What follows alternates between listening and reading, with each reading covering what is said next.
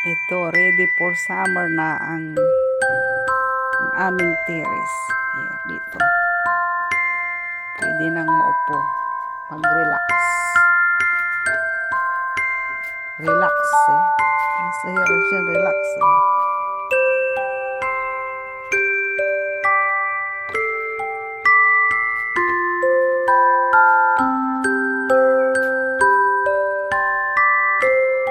Ayan, ang bilis mamulaklak mga tanim ko.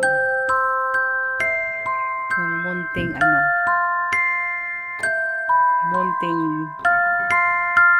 mga bulaklak dito sa likod.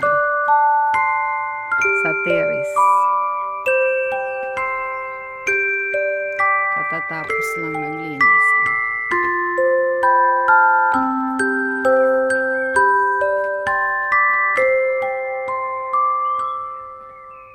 Ang ganda ng bulaklak.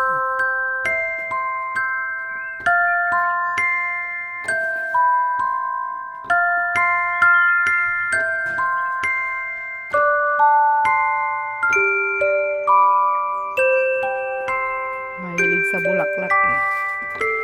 Pati takip ng upuan, bulaklakin. Ayan. Ready to relax in the garden, in a terrace.